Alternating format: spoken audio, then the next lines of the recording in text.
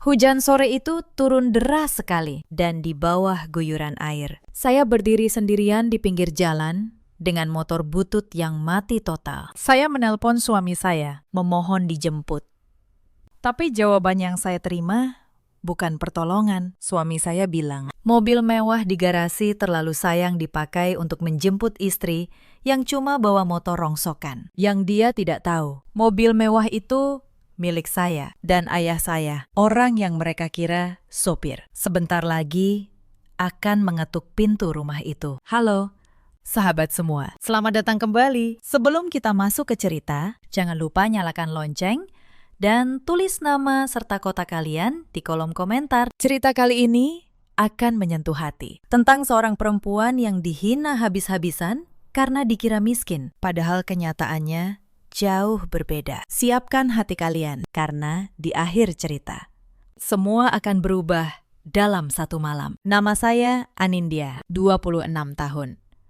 Sudah 2 tahun saya menjadi istri seorang pria bernama Reza. Dan 2 tahun pula saya tinggal di rumah mertua, di sebuah perumahan minimalis di kawasan Bekasi. Saya bukan perempuan manja. Saya bisa menahan banyak hal demi satu kata, yaitu bakti. Tapi malam itu saya tahu ada batas yang sudah saya lewati. Mari saya ceritakan dari awal. Sore itu halaman rumah mertua saya terasa lebih sesak dari biasanya. Bukan karena banyaknya pot bunga, melainkan karena sebuah mobil Land Cruiser hitam mengkilap yang terparkir gagah di depan teras. Mobil itu memakan hampir seluruh ruang di teras. Bu Sumintem, ibu mertua saya, berdiri dengan dagu terangkat tinggi. Senyumnya merekah lebar, seakan dialah pemilik dunia hari itu. Di hadapannya, 3 tetangga menatap mobil itu dengan pandangan kagum bercampur iri. Tatapan itulah yang menjadi bahan bakar kesombongan mertua saya. Ya, begitulah.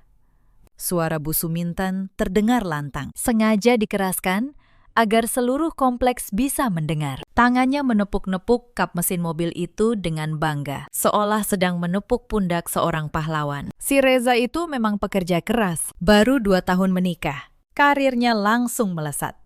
Lihat ini. Mobil gagah begini dibeli tunai. Tunai, loh. Bukan kredit seperti orang kebanyakan. Para tetangga mengangguk-angguk, berdecak kagum. Hebat ya. Mas Reza, beruntung sekali ibu punya anak sukses dan berbakti. Puji salah satu tetangga berdaster batik. Bu Suminten tertawa renyah.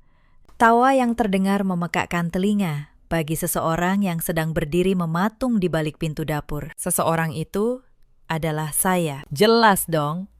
Bibit unggul?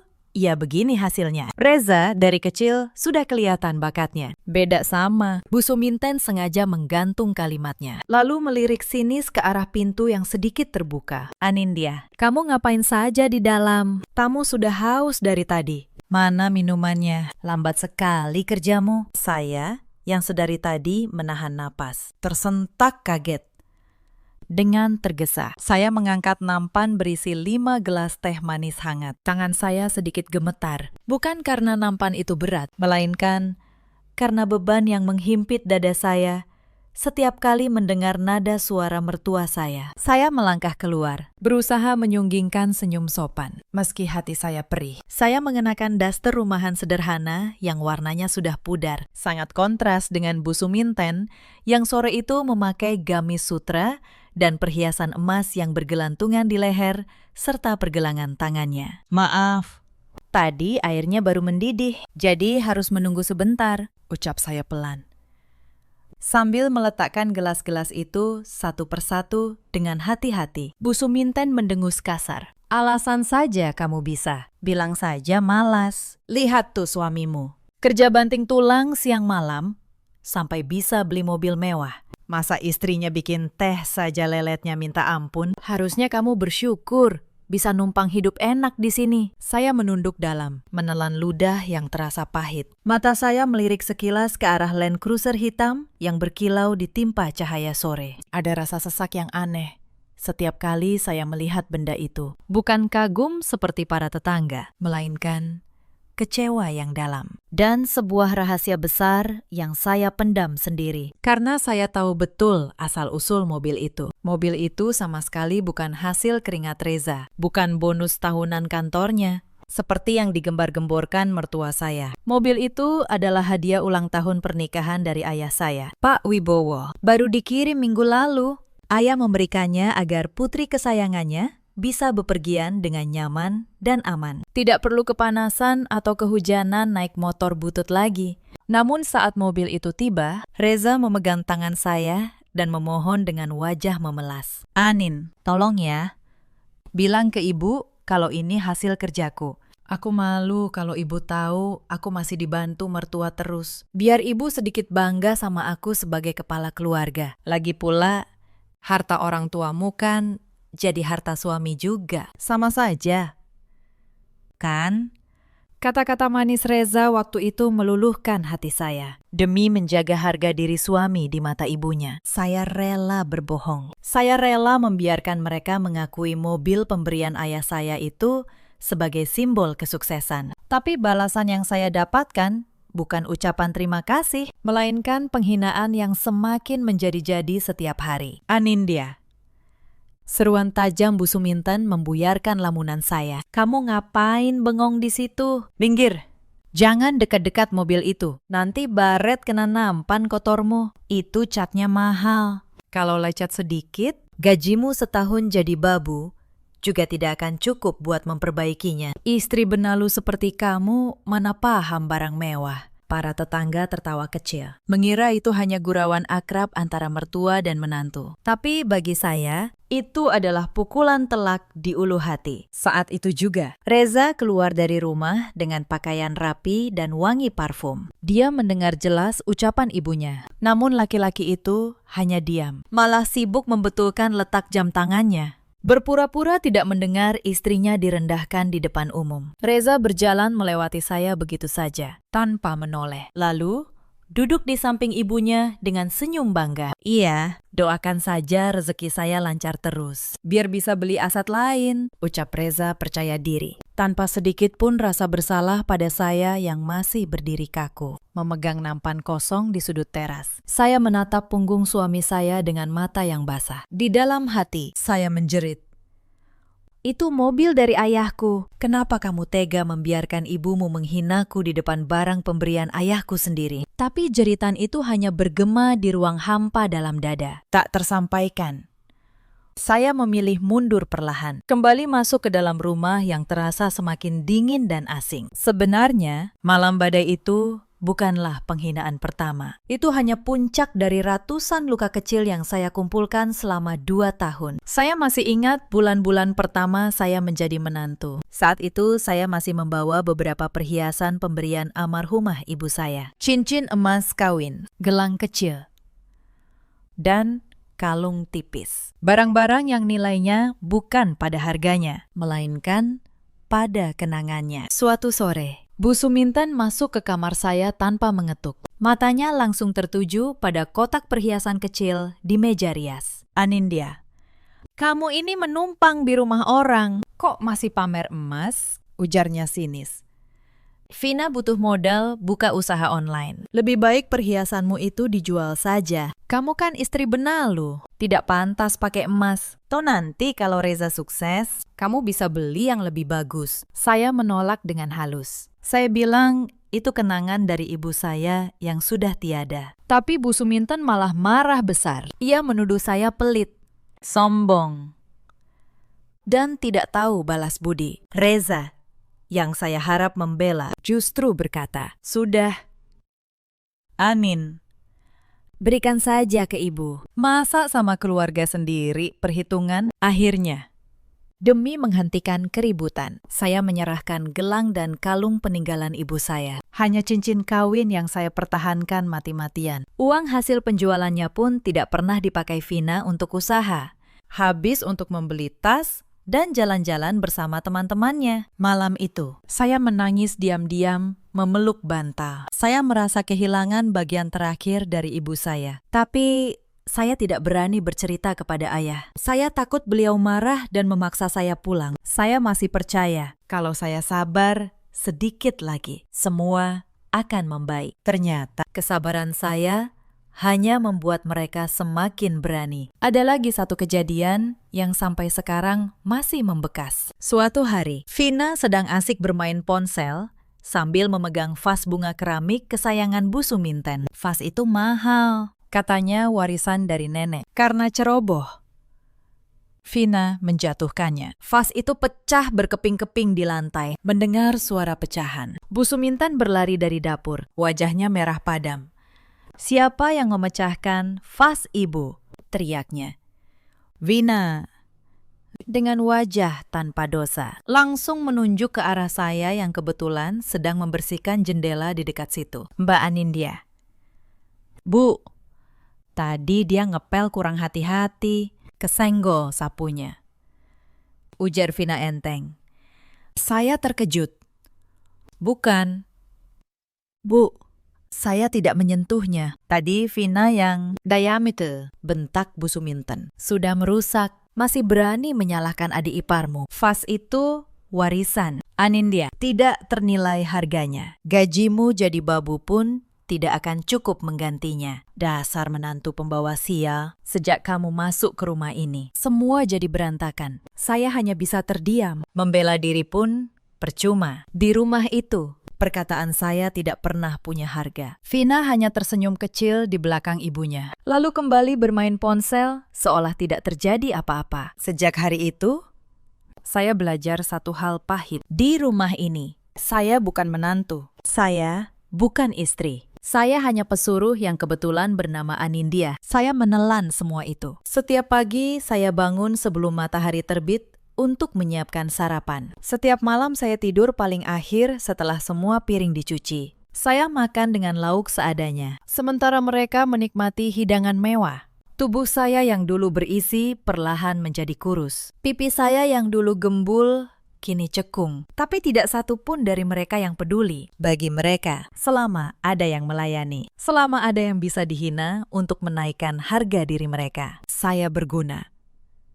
Tidak lebih dari itu. Dan malam badai itu, saat saya berdiri kedinginan di emperan toko, saya akhirnya menyadari sesuatu. Kesabaran yang saya pegang selama ini bukanlah kemuliaan. Itu hanyalah izin yang saya berikan kepada mereka untuk terus menyakiti saya. Langit yang semula cerah perlahan berubah menjadi abu-abu pekat. Gumpalan awan hitam berarak cepat menutupi matahari. Angin kencang mulai bertiup, menggoyangkan dahan pohon mangga di halaman, seolah alam sedang bersiap menumpahkan amarahnya. Di ruang tengah, suasana justru terasa berbeda. Vina, adik ipar saya, sedang berbaring santai di sofa empuk sambil memainkan ponselnya. Kakinya dinaikkan ke atas meja kaca tanpa rasa sungkan. Toples camilan di pangkuannya sudah hampir kosong. Bu Suminten duduk di samping putri kesayangannya itu, memijat-mijat kaki Vina. Seakan Vina adalah putri raja yang kelelahan usai memimpin negara. Padahal Vina hanya pengangguran yang setiap bulan menghabiskan gaji kakaknya. "Aduh, Vina lapar nih," renggek Vina manja, matanya tetap terpaku pada layar. Tapi tidak mau masakan rumah. Bosan, rasanya tawar. Vina lagi pengen banget sate Marangi yang di perbatasan kota itu, yang bumbunya meresap banget. Bu Suminten langsung tersenyum lebar. Sate yang terkenal itu. Ya sudah, beli saja. Apa sih yang tidak buat anak bungsu ibu, saya yang sedang mengepel lantai di sudut ruangan, menghentikan gerakan saya sejenak. Saya melirik ke jendela. Kilatan petir mulai menyambar di kejauhan, disusul suara guruh yang menggelegar. Jarak ke perbatasan kota lumayan jauh, butuh hampir 1 jam bolak-balik. Belum lagi macet sore hari. "Mbak Anindya," panggil Vina tanpa menoleh. Nadanya memerintah. "Dengar, aku mau sate. Buruan beli sana. Keburu tutup atau kehabisan." Saya menegakkan tubuh, menyeka keringat di dahi dengan punggung tangan. Saya berjalan mendekat dengan hati-hati. "Maaf, tapi di luar mendung sekali. Sepertinya sebentar lagi badai. Apa tidak sebaiknya pesan lewat aplikasi saja? Atau beli yang dekat-dekat sini?" Bu Suminten langsung melotot. Pijatannya di kaki Vina berhenti seketika. "Kamu ini kalau disuruh," alasannya, 1.000. Kalau Vina maunya sate yang di sana. Ya, sana yang di sana. Pesanan online itu rasanya beda. Kamu pikir adikmu ini selera kampungan seperti kamu? Saya masih mencoba. Tapi, Bu, jalannya sudah mulai tergenang. Motornya juga sudah tua. Takutnya mogok di jalan. Naik motor sana, bentak Bu Suminten. Mobil itu bukan buatmu. Mobil itu untuk Reza dan ibu. Sayang kalau kena lumpur cuma buat antar sate. Kamu ini istri benalu. Kok malah mau enaknya naik mobil mewah? Pahu diri sedikit, saya terdiam.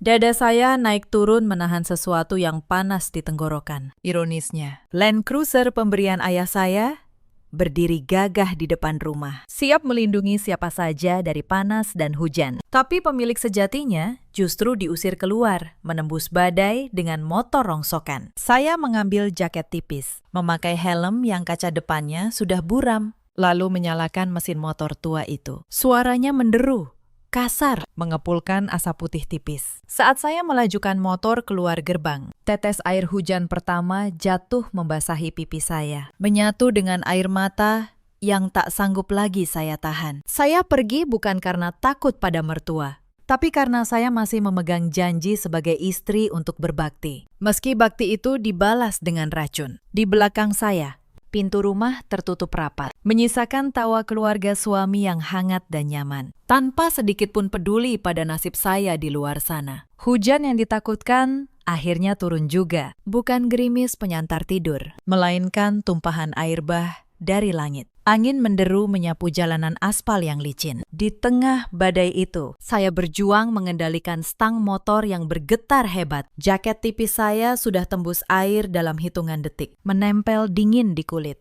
membuat gigi saya beradu menahan beku. Kaca helm yang buram nyaris tidak membantu saya melihat jalan. Setiap kali ada mobil berpapasan, sorot lampunya memecah di kaca helm, membuat pandangan saya silau dan kabur. Jalan menuju perbatasan terasa begitu panjang. Genangan air mulai meninggi di beberapa titik. Tiba-tiba, mesin motor tua itu batuk-batuk kasar, lalu mati total. Tepat saat saya berada di ruas jalan yang sepi dan minim penerangan. Ya Allah, jangan mogok sekarang. Tolong, bisik saya parau. Suara saya kalah oleh deru hujan. Kaki saya yang gemetar mencoba mengengkol pedal starter berkali-kali. Sekali, 2 kali, 10 kali. Nihil.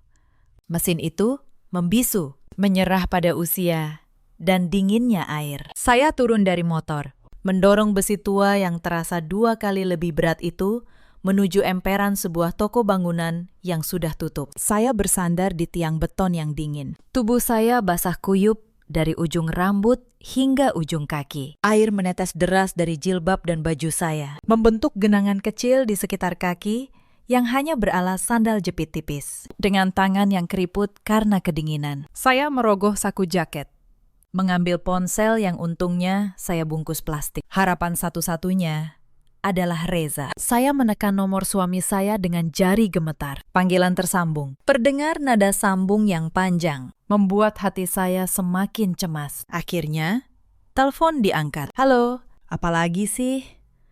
Suara Reza terdengar ketus. Di latar belakang terdengar tawa Vina dan Bu Suminten yang sedang menonton televisi. Kontras sekali dengan desau angin dan hujan yang mengepung saya. Mas, tolong aku. Suara saya bergetar hebat menahan tangis dan dingin. Motornya mogok. Mesinnya mati kena banjir. Aku terjebak di jalan sepi dekat gudang tua. Belum sampai ke tempat sate. Hujannya deras sekali. Aku takut sendirian di sini. Mas, hening sejenak di ujung telepon. Saya berharap mendengar suara kekhawatiran. Berharap Reza akan bilang, tunggu di situ. Mas, jemput sekarang. Namun jawaban yang saya terima justru membuat darah saya mendidih sekaligus membeku. Ya ampun. Anindya, kamu ini bisanya cuma menyusahkan saja, bentak Reza. Suaranya meninggi. Makanya, kalau bawa motor itu hati-hati. Jangan diterjang banjir. Itu motor tua, bukan kapal selam. Terus sekarang kamu mau aku ngapain? Hujan deras begini, kamu suruh aku keluar. Nanti aku sakit. Besok aku kerja. Tapi aku kedinginan di sini. Mas, gelap. Suara saya makin pelan. Pertahanan saya runtuh. Tolong jemput aku pakai mobil. Sebentar saja. Tidak bisa, potong Reza cepat. Ibu baru saja bilang, mobilnya habis dipoles tadi pagi. Sayang kalau kena hujan. Dan lumpur cuma buat menjemput kamu sama motor rongsokan itu. Kamu cari bengkel, kek? Atau dorong? Sampai nemu tempat berteduh. Pokoknya jangan pulang kalau tidak bawa sate pesanan Vina. Kasihan adikku, sudah menunggu dari tadi. Kamu ini jadi istri manja banget, sih.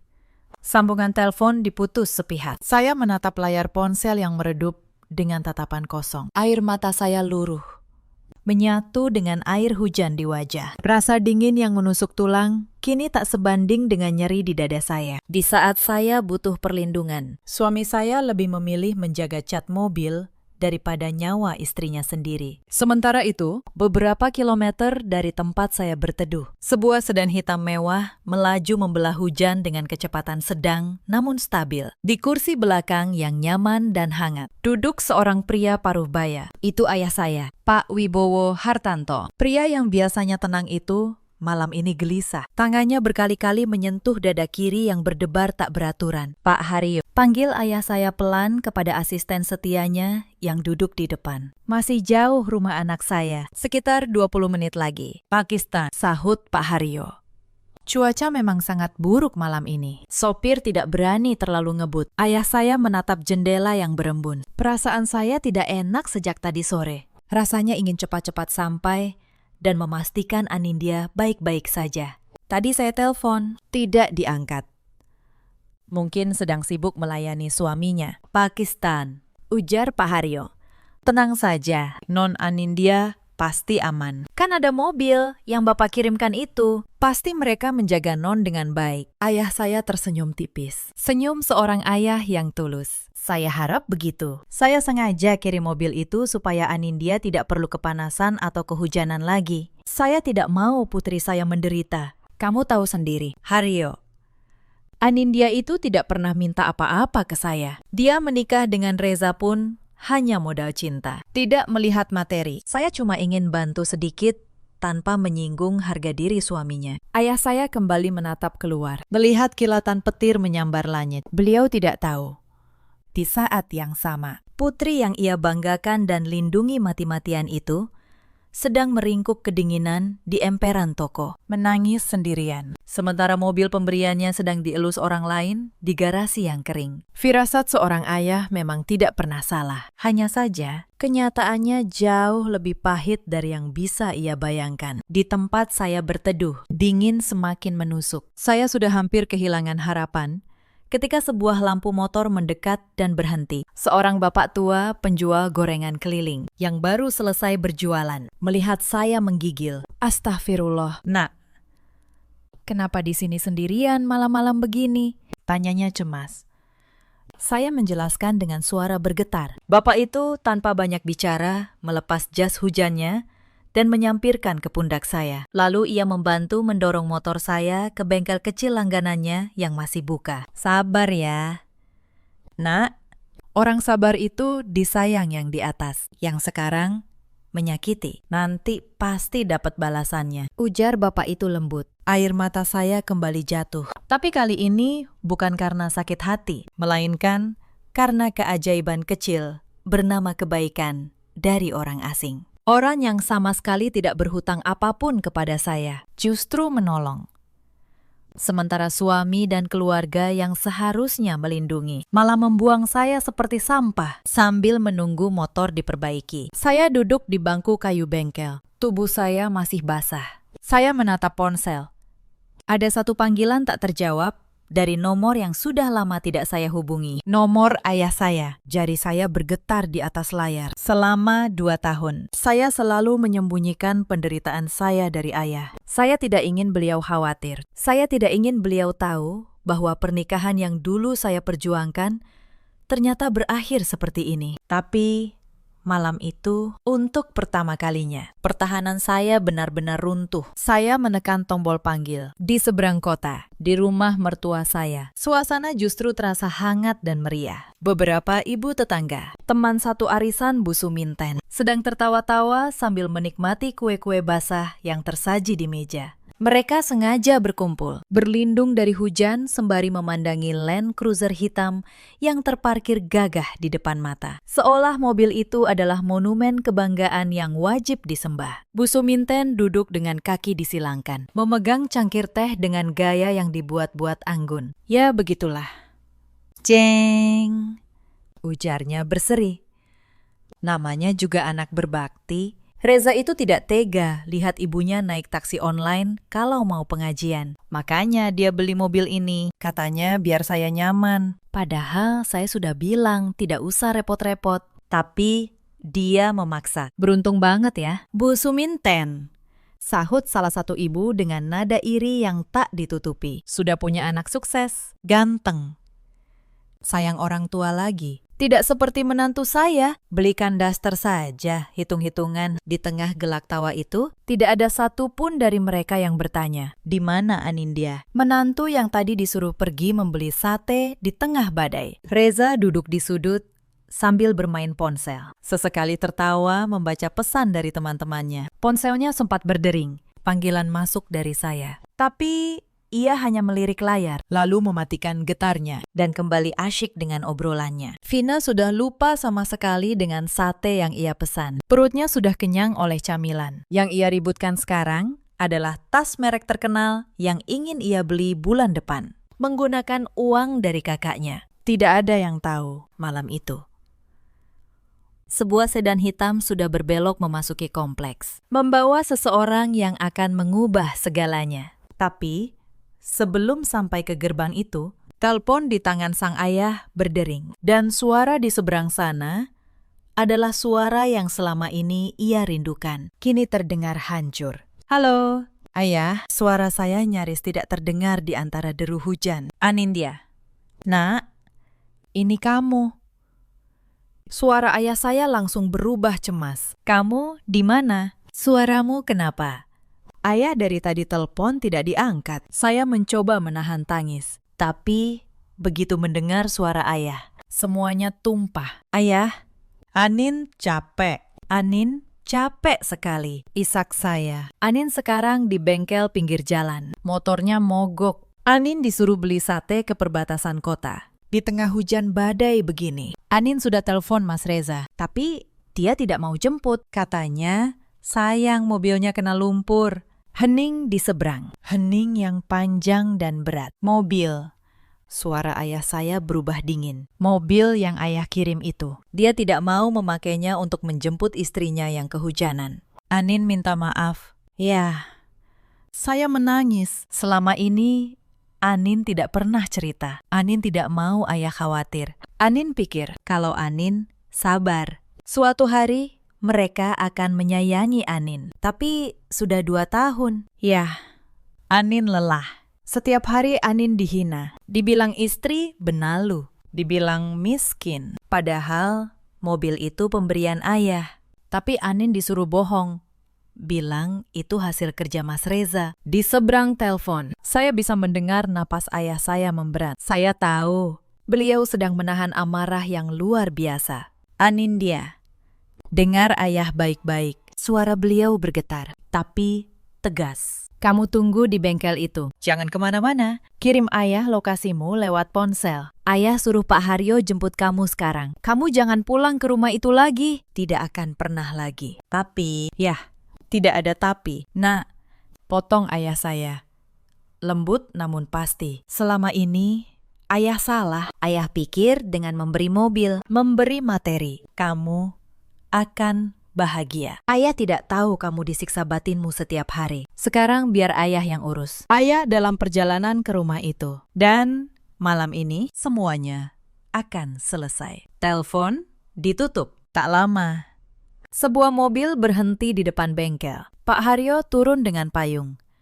Lalu memayungi saya menuju mobil dengan penuh hormat. Untuk pertama kalinya dalam 2 tahun, ada orang yang memperlakukan saya seperti manusia yang berharga. Sementara itu, di depan rumah mertua, sedan hitam ayah saya berhenti perlahan. Karena hujan deras dan kaca yang gelap, tidak ada yang memperhatikan siapa di dalamnya. Pintu penumpang terbuka. Keluarlah sosok laki-laki parubaya. Ia mengenakan kemeja putih polos yang sedikit kusut di lengan, celana bahan hitam biasa, memegang payung hitam standar, tanpa pengawalan. Itu ayah saya. Beliau sengaja meminta sopir menunggu di mobil agar tidak menarik perhatian. Hatinya yang gelisah menuntunnya untuk melihat langsung kondisi tempat putrinya tinggal selama ini, tanpa embel-embel kemewahan yang biasa melekat padanya. Langkah ayah saya terhenti sejenak saat matanya menatap Land Cruiser yang terparkir di teras. Beliau mengenali plat nomornya. Itu mobil yang ia beli tunai atas nama saya. Senyum tipis sempat terbit di bibirnya. Mengira mobil itu dirawat baik oleh menantunya. Namun senyum itu perlahan pudar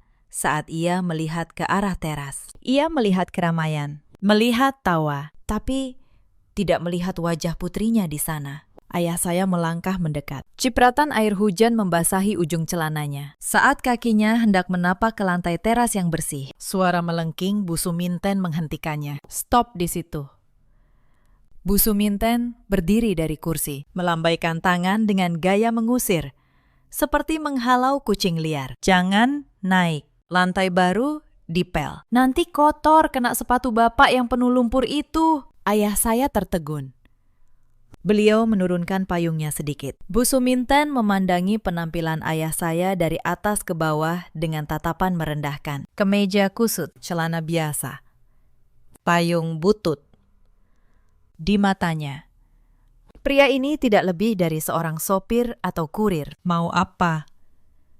Pakistan. Cari siapa? Tanya Bu Suminten judes. Kalau mau ngamen atau minta sumbangan. Jangan di sini. Ini rumah orang terhormat. Sana, cari di tempat lain. Para ibu tetangga ikut menatap ayah saya dengan pandangan sinis. Salah satu dari mereka bahkan menutup hidung. Seolah ayah saya membawa bau tak sedap. Ayah saya tersenyum tipis. Senyum yang menyimpan luka sekaligus ketenangan yang berbahaya. Saya mencari Anindya, ujar ayah saya tenang. Saya dengar dia tinggal di rumah ini. Mendengar nama itu, raut Bu Suminten berubah masam. Oh, si Benalu itu, dengusnya.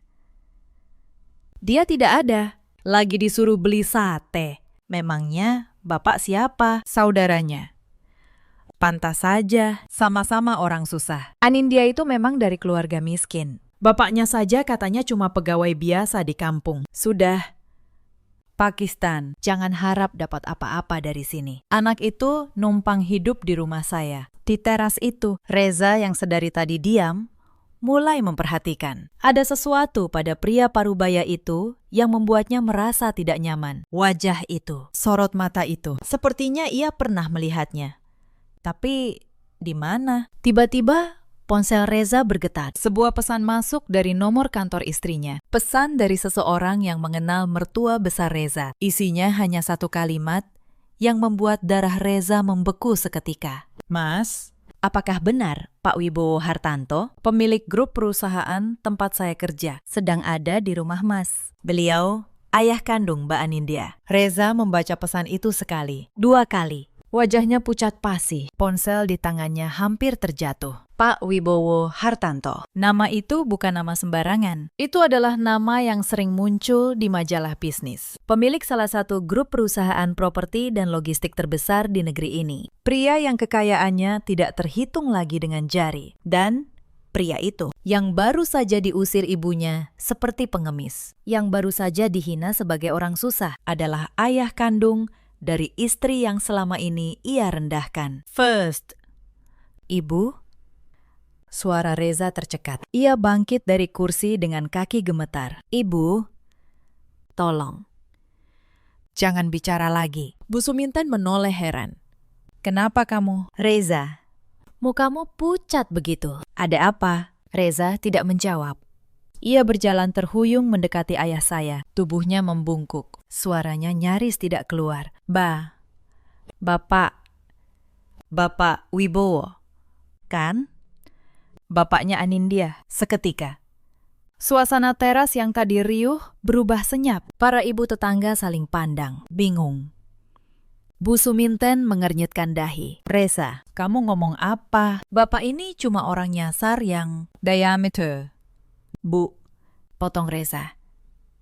Kali ini dengan nada panik yang belum pernah Bu Suminten dengar. Ibu tahu siapa yang ibu usir barusan. Ibu tahu siapa yang ibu sebut orang susah. Pada saat itu, dari arah gerbang, sebuah mobil sedan hitam lain berhenti. Pintunya terbuka, dan dari dalam keluar Pak Haryo. Kali ini dengan jas hitam rapi, diikuti dua orang berbadan tegap. Pak Haryo berjalan mendekat, lalu membungkuk hormat di hadapan ayah saya. Mohon maaf terlambat, Pak Wibowo. Non Anindya sudah aman di mobil. Beliau sudah kami beri selimut dan minuman hangat. Ujar Pak Haryo dengan suara lantang yang sengaja terdengar oleh semua orang di teras. Kata Pak Wibowo itu menggema seperti petir kedua malam itu. Bu Suminten berdiri terpaku. Cangkir teh di tangannya bergetar. Para ibu arisan yang tadi tertawa, kini menutup mulut dengan tangan. Mata mereka membelalak. Wibowo, gumam salah satu ibu. Wibowo Hartanto, yang punya perusahaan besar itu. Yang fotonya sering di koran. Ayah saya akhirnya melangkah maju. Kali ini, tidak ada yang berani menghentikannya. Lumpur di sepatunya tidak lagi jadi soal. Beliau berdiri tegak di tengah teras. Dan dengan satu tatapan, seluruh kesombongan yang tadi memenuhi rumah itu runtuh menjadi debu. Jadi, ujar ayah saya.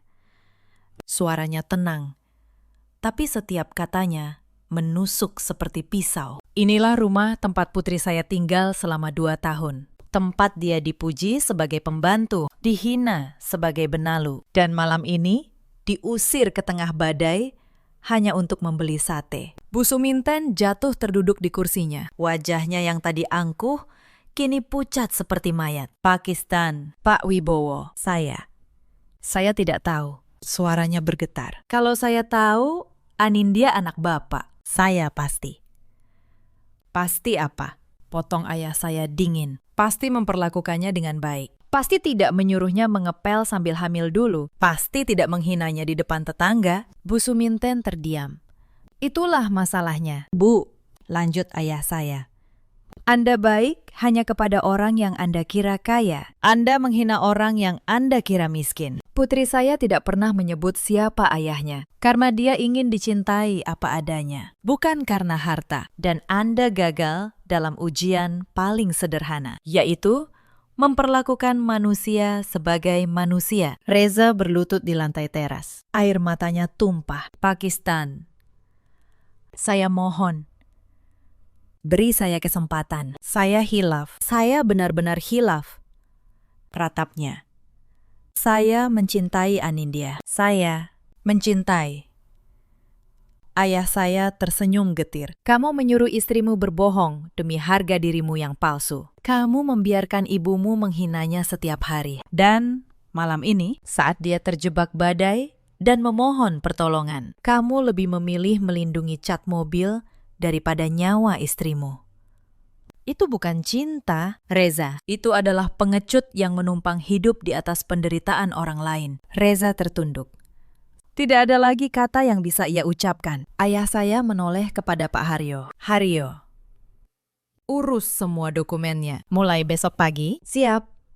Pakistan, jawab Pak Haryo. Ayah saya kembali menatap Bu Suminten dan Reza, lalu mengeluarkan satu kalimat yang akan mengubah hidup mereka selamanya. Rumah yang kalian tempati ini, ujar ayah saya pelan.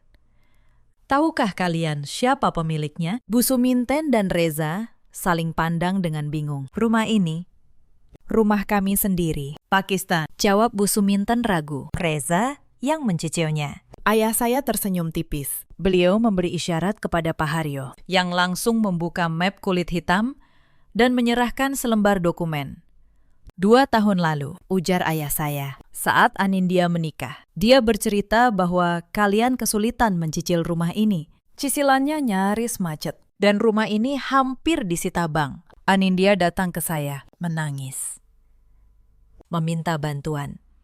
tanpa sepengetahuan kalian. Saya melunasi seluruh sisa cicilan rumah ini lewat perusahaan saya. Hitam di atas putih. Sertifikat rumah ini sekarang atas nama Anindya, putri saya. Suara itu seperti palu yang menghancurkan seluruh kebanggaan keluarga itu. Bu Suminten menatap dokumen di tangan ayah saya dengan tangan gemetar. Sertifikat itu nyata. Nama Anindya tercetak jelas di sana, lengkap dengan stempel notaris. Tidak mungkin, gumam Bu Suminten. Reza yang membayar cicilannya selama ini. Cicilan apa, Bu? Suara ayah saya tajam.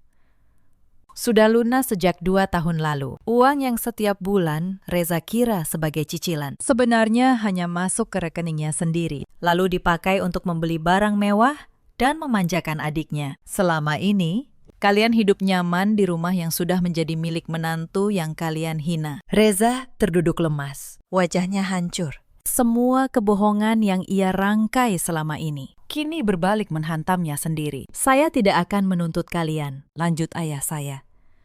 Saya bukan orang yang suka membalas dendam, tapi saya juga tidak akan membiarkan putri saya tinggal satu atap lagi dengan orang-orang yang memperlakukannya seperti binatang. Mulai besok, rumah ini akan dikosongkan. Kalian punya waktu sampai pagi untuk berkemas. Saya sudah menyiapkan pesangon yang cukup untuk kalian menyewa kontrakan selama setahun dan modal usaha kecil. Anggap itu sebagai ucapan terima kasih saya karena pernah menampung putri saya, walau dengan cara yang salah. Ayah saya berbalik, berjalan menuju Land Cruiser hitam yang tadi dibanggakan Bu Suminten di depan seluruh tetangga. Beliau membuka pintu mobil itu. Dan mobil ini, ujar ayah saya, akan saya bawa kembali. Ini milik Anindya.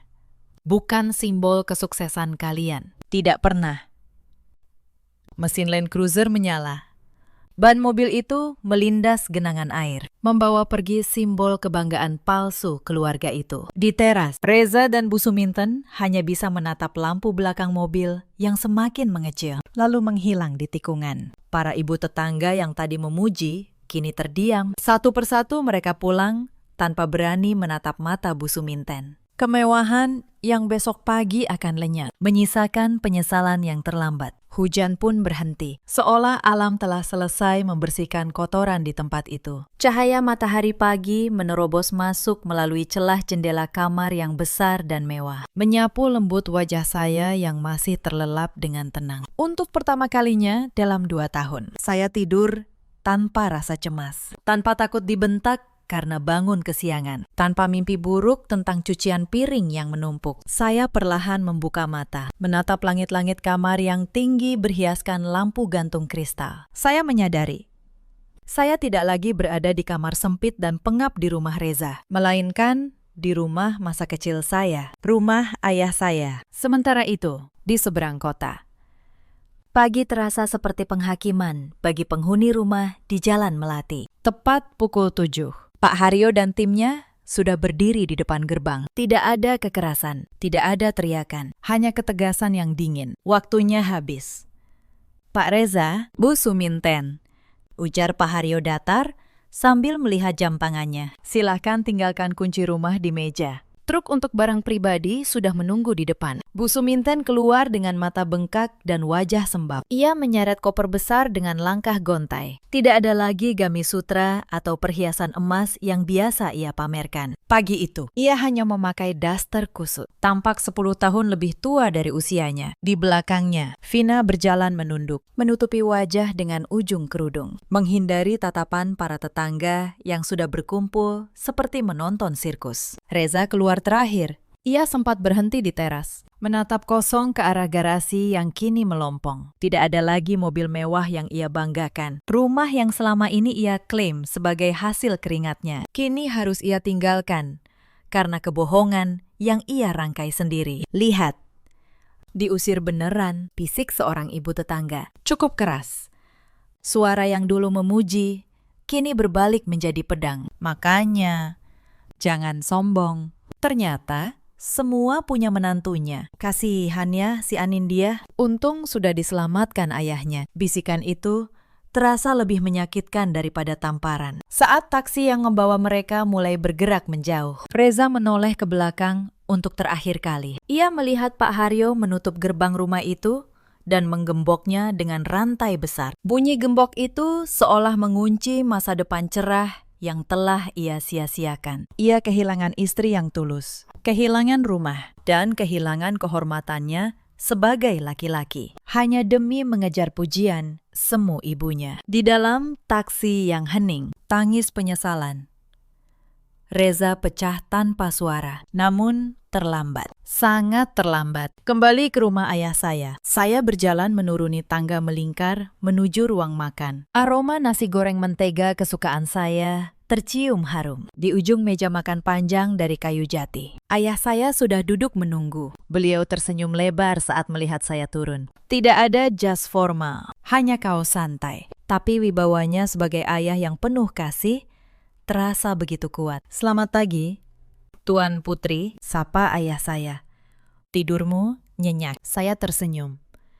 Mata saya kembali berkaca-kaca. Nyenyak sekali. Ya, rasanya seperti beban ribuan kilo di pundak Anin hilang begitu saja. Ayah saya berdiri, menarik kursi untuk saya. Makanlah yang banyak. Ayah lihat, kamu kurus sekali. Pipi gembulmu yang dulu lucu hilang entah kemana. Mulai hari ini, tugas ayah mengembalikan senyum itu. Kami sarapan dengan tenang, diselingi canda tawa ringan yang sudah lama hilang dari hidup saya. Di tengah makan, saya meletakkan sendok perlahan. Ayah, panggil saya pelan. Bagaimana nasib Mas Reza dan ibunya? Apa ayah benar-benar mengusir mereka? Ayah saya menghela napas panjang, lalu meraih tangan saya dan menggenggamnya erat. Anindya, anakku, ayah tidak jahat. Ayah sudah memberi pesangon yang cukup untuk mereka memulai hidup lagi. Tapi ayah harus memisahkan kalian. Mereka itu benalu. Kalau ayah, biarkan mereka dekat denganmu. Mereka akan terus menghisap kebahagiaanmu sampai kau layu. Ayah saya menatap mata saya dalam-dalam. Ingat satu hal. Nak, cinta itu tidak menyakiti. Cinta itu tidak merendahkan. Kalau ada orang yang membuatmu merasa tidak berharga, itu bukan cinta, itu manipulasi. Kamu adalah Putri Wibowo Hartanto, tapi lebih dari itu, kamu adalah perempuan yang berharga. Jangan pernah biarkan siapapun, atas nama cinta sekalipun, menginjak harga dirimu lagi. Air mata haru menetes di pipi saya. Saya bangkit dan memeluk ayah saya erat. Pelukan yang hangat dan melindungi. Pelukan yang selama ini saya rindukan di saat-saat sepi di rumah Reza. Terima kasih. Ayah, isak saya di bahu beliau. Terima kasih sudah menjemput Anin. Terima kasih sudah menjadi pahlawan Anin. Ayah saya mengelus punggung saya lembut. Ayah akan selalu menjemputmu. Sejauh apapun kamu tersesat, seberat apapun badai yang menimpamu, ayah akan datang. Karena bagi ayah, harta terbesar di dunia ini bukan perusahaan, bukan mobil mewah, bukan rumah besar ini. Harta ayah hanyalah kamu. Di luar, matahari semakin tinggi, menyinari taman bunga yang bermekaran. Saya melepaskan pelukan, menghapus air mata, dan tersenyum. Senyum yang benar-benar lepas, tanpa beban. Saya tahu, luka di hati saya mungkin butuh waktu untuk sembuh. Tapi saya tidak lagi sendirian. Saya telah pulang ke tempat di mana saya dicintai apa adanya. Bukan karena apa yang saya miliki. Dan bagi saya, itulah definisi kebahagiaan yang sesungguhnya. Cerita ini mengajarkan kita banyak hal. Jangan pernah merendahkan seseorang hanya karena penampilan luarnya. Karena di balik kesederhanaan seseorang, mungkin tersimpan kemuliaan yang jauh lebih besar dari apa yang bisa dibeli dengan uang. Dan jangan pernah merendahkan pasanganmu hanya karena silau harta orang lain. Ada banyak perempuan di luar sana yang seperti saya dulu, bertahan dalam pernikahan yang menyakitkan, menelan setiap hinaan, demi sebuah kata bernama bakti. Mereka mengira kesabaran akan dibalas cinta, padahal yang mereka dapat hanya luka yang semakin dalam. Ada juga banyak suami seperti Reza di luar sana. Laki-laki yang lebih takut kehilangan validasi orang lain daripada kehilangan istri yang tulus mencintainya. Mereka baru sadar betapa berharganya seseorang justru setelah orang itu pergi. Ada pula para ibu mertua seperti Bu Suminten yang mengukur nilai seorang manusia dari mobil yang ia kendarai dan pakaian yang ia kenakan. Lupa bahwa kemuliaan sejati tidak pernah terlihat dari luar. Bu Sumintan dan Vina kini tinggal di kontrakan sempit, hidup dari pesangon yang semakin menipis. Reza bekerja serabutan, kehilangan segalanya. Sementara saya perlahan bangkit, membangun kembali hidup di tempat saya dicintai apa adanya. Dalam hidup, kita selalu punya pilihan, memilih untuk memuliakan ketulusan atau menyesal setelah ia pergi, karena penyesalan selalu datang terlambat. Bagaimana menurut kalian? Ceritakan kisah kalian di kolom komentar. Jangan lupa like dan subscribe agar tidak ketinggalan cerita selanjutnya. Terima kasih sudah menemani sampai akhir. Sampai jumpa di cerita berikutnya. Malam itu hujan turun deras di Cinere. Saya berdiri di ambang pintu dengan koper hitam di tangan. Air dari genteng menetes ke bahu saya. Dingin. Tetapi tidak ada yang lebih dingin dari tatapan suami saya sendiri. Pergi, kata Reza. Suaranya datar. Malam ini juga, ibu sudah tidak tahan melihat wajahmu. Saya menatapnya. 40 tahun usianya. Dan baru malam ini, saya melihat wajah aslinya. Di belakangnya, Bu Sutinah berdiri dengan tangan bersedekap. Bibirnya tersenyum tipis. Senyum orang yang merasa baru saja membuang sampah dari rumahnya. 7 tahun saya jadi istrimu. Mas, kata saya pelan. 7 tahun saya menutup mulut. Justru itu, sahut Reza. 7 tahun kamu cuma jadi beban. Tidak punya anak. Tidak punya apa-apa. Cuma notaris kelas teri yang merepotkan keluarga ini. Saya tersenyum. Mereka tidak tahu apa artinya senyum itu. 10 menit setelah saya keluar dari rumah itu, hidup mereka akan berputar 180 derajat. Karena nama yang mereka injak malam ini adalah nama yang menandatangani seluruh harta keluarga mereka. Tetapi mereka belum tahu. Belum. Halo, sahabat. Selamat datang kembali di kanal Cerita Kita. Kisah malam ini akan membuat dada kalian sesak di awal, lalu puas di akhir. Karma yang dibayar tunai. Nyalakan loncengnya dan mari kita mulai. Nama saya Anindya Kusuma, 38 tahun. Saya seorang notaris. Kantor saya ada di sebuah gedung tenang di kawasan Kuningan, Jakarta.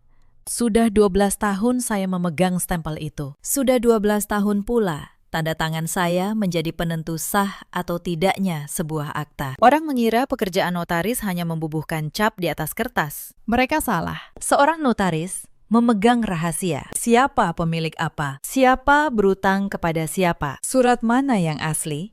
Dan surat mana yang palsu? Saya tahu semua itu. Tetapi saya tidak pernah bicara. Karena diam adalah sumpah jabatan saya. Itulah yang tidak dimengerti oleh keluarga suami saya. Bagi mereka, saya hanya perempuan yang setiap pagi berangkat ke kantor membawa map coklat. Perempuan yang tidak melahirkan cucu. Perempuan yang, menurut mereka, beruntung dinikahi anak orang terpandang. Padahal kenyataannya terbalik. Mari saya ceritakan dari awal. Saya menikah dengan Reza Pratama 7 tahun lalu. Waktu itu saya pikir saya menikahi seorang lelaki yang lembut. Reza bekerja sebagai manajer keuangan di sebuah perusahaan besar. Ia rapi, sopan, dan pandai bicara di depan keluarga. Saya tidak tahu bahwa kelembutan itu hanya topeng. Keluarga Pratama tinggal di sebuah rumah besar di Cinere. Rumah 2 lantai dengan pagar tinggi. Ibu mertua saya, Bu Sutinah, adalah ratu di rumah itu. Suaminya, bapak mertua, sudah lama meninggal. Sejak itu, Bu Sutinah memegang seluruh kendali. Atau begitulah yang ia kira. Sejak hari pertama, Bu Sutinah memandang saya dari atas ke bawah. Notaris, katanya waktu itu, sambil menyeruput teh. Pekerjaan yang aneh untuk perempuan. Tidak ada gengsinya. Saya hanya tersenyum. Saya sudah terbiasa diremehkan. Justru di situ letak kekuatan saya. Adik ipar saya, Wulan, lebih buruk lagi. 32 tahun, belum menikah. Dan hidup dari uang ibunya. Kerjanya hanya berbelanja dan mengeluh. Wulan paling pandai membakar telinga Bu Sutinah dengan bisikan-bisikan. Kakak ipar itu pelit, Bu, bisiknya suatu hari. Saya mendengar dari balik pintu, punya pekerjaan, tapi tidak pernah membantu keluarga kita. Mereka tidak tahu. Setiap bulan, Justru saya yang diam-diam menutupi banyak hal di rumah itu. Tahun-tahun pertama pernikahan saya berjalan biasa. Reza masih pulang tepat waktu, masih memanggil saya dengan lembut. Tetapi semuanya berubah ketika dokter mengatakan bahwa saya sulit memiliki anak. Hari itu, dunia kecil saya runtuh. Bukan karena saya tidak bisa punya anak, tetapi karena cara mereka memperlakukan saya sesudahnya. Istri yang tidak bisa memberi keturunan itu seperti pohon mandul, kata Bu Sutina suatu malam di meja makan. Ia tidak melihat ke arah saya. Ia bicara seolah saya tidak ada di ruangan itu. Buat apa dipelihara? Saya menunduk, menatap piring saya, nasi yang sudah dingin. Saya menunggu Reza membela saya. Ia suami saya. Ia seharusnya bicara. Tetapi Reza diam. Ia hanya melanjutkan makan, seolah ibunya sedang membicarakan cuaca. Saat itulah saya tahu, pernikahan ini sudah mati. Yang tersisa hanya tubuhnya. Sejak malam itu, saya mulai mengamati. Diam-diam. Seperti yang biasa saya lakukan di kantor terhadap setiap klien. Saya melihat bagaimana Reza mulai sering pulang larut. Bagaimana ia berbisik di telepon di balkon. Bagaimana Wulan tiba-tiba punya tas baru yang harganya puluhan juta. Padahal ia tidak bekerja. Saya tidak bertanya. Saya hanya mencatat di dalam kepala saya. Karena seorang notaris tahu satu hal yang tidak diketahui orang lain. Bahwa di dunia ini yang berbicara paling akhir adalah dokumen, bukan air mata, bukan teriakan, tetapi tanda tangan di atas kertas yang sah. Dan saya memegang semua kertas itu. Selama 2 tahun terakhir, hinaan-hinaan itu semakin sering, semakin terbuka. Mereka tidak lagi berbisik. Mereka berbicara di depan saya, seolah saya hanya perabot yang tidak punya telinga. Saya ingat suatu hari, ketika seorang tamu penting datang ke rumah. Seorang relasi bisnis, Bu Sutina. Saya menyambutnya dengan sopan, membawakan teh dan kue. Tetapi Bu Sutina dengan cepat menggeser saya. Ini bukan menantu yang membanggakan, katanya kepada tamu itu, sambil tertawa kecil. Tidak bisa memberi saya cucu. Cuma kerja jadi tukang cap surat-surat. Untung anak saya sabar. Tamu itu menatap saya dengan iba. Saya hanya tersenyum dan mundur ke dapur. Di sana, saya berdiri sendiri, menahan air mata di antara tumpukan piring kotor. Mbak Asih, pembantu rumah itu, satu-satunya yang baik kepada saya. Ia menepuk bahu saya pelan. Sabar, Bu, bisiknya. Ibu orang baik. Orang baik selalu menang pada akhirnya. Saya tidak menjawab. Saya hanya tersenyum getir. Karena waktu itu, saya belum tahu betapa benarnya kata-kata Mbak Asih. Lalu ada peristiwa lain yang lebih menyakitkan. Suatu malam, saya mendengar percakapan Reza dengan ibunya di ruang kerja. Pintu sedikit terbuka. Saya tidak bermaksud menguping. Tetapi nama saya disebut. Bu, mungkin Bu benar, kata Reza. Suaranya pelan. Mungkin sudah waktunya saya mencari istri yang bisa memberi keturunan. Anindya, ia hanya menghambat. Akhirnya kamu sadar juga, jawab Bu Sutina puas. Tetapi, hati-hati. Ceraikan dia dengan cara yang membuat ia pergi tanpa membawa apa-apa. Ia tidak boleh menuntut apapun dari keluarga ini. Saya berdiri di balik pintu itu. Jantung saya seperti diremas. Lelaki yang saya nikahi, yang dulu berjanji menjaga saya seumur hidup, sedang merencanakan cara membuang saya seperti barang rusak. Malam itu, saya tidak tidur. Tetapi anehnya, saya juga tidak menangis lagi. Sesuatu di dalam diri saya telah membeku. Dan dari kebekuan itu, lahir sebuah ketenangan yang dingin. Saya teringat amanah bapak mertua. Saya teringat dokumen-dokumen yang ia titipkan kepada saya. Untuk pertama kalinya, saya menyadari bahwa bapak mertua jauh lebih mengenal anak dan istrinya daripada yang saya kira. Ia sudah tahu bertahun-tahun lalu bahwa hari seperti ini akan datang. Maka ia menyiapkan perlindungan, bukan untuk dirinya, tetapi untuk saya. Sejak malam itu, saya berhenti berharap. Saya hanya menunggu sampai mereka melewati batas. Karena seorang notaris tahu bahwa kesabaran tanpa bukti hanyalah penderitaan. Tetapi kesabaran yang disertai dokumen yang sah adalah senjata yang paling mematikan. Dan mereka tanpa sadar sedang berjalan menuju batas itu. Tetapi sabar. Cerita ini punya rahasia yang bahkan Reza pun tidak tahu. Rahasia tentang siapa sebenarnya pemilik rumah tempat ia berdiri dengan begitu angkuh malam ini. Mari kita kembali ke malam itu. Malam yang mengubah segalanya. Malam peringatan haul Bapak Mertua. Hari itu adalah hari peringatan 7 tahun meninggalnya Bapak Mertua. Seluruh keluarga besar Pratama berkumpul di rumah Cinere. Lebih dari 30 orang. Para paman, para bibi. Sepupu-sepupu yang jarang muncul, kecuali saat ada makanan gratis. Saya datang lebih awal. Membantu Mbak Asih, pembantu rumah itu, menata kursi dan menyiapkan hidangan. Saya selalu begitu. Bukan karena disuruh, tetapi karena saya pikir itulah tugas seorang menantu. Bu Sutina masuk ke ruang tamu dengan kebaya barunya. Ia melihat saya sedang menata piring. Dahinya berkerut. "Kamu jangan sentuh peralatan haul ini," katanya tajam. "Tangan orang yang tidak bisa punya anak itu pembawa sial. Biar Wulan saja yang atur." Beberapa tamu menoleh. Ada yang menahan tawa.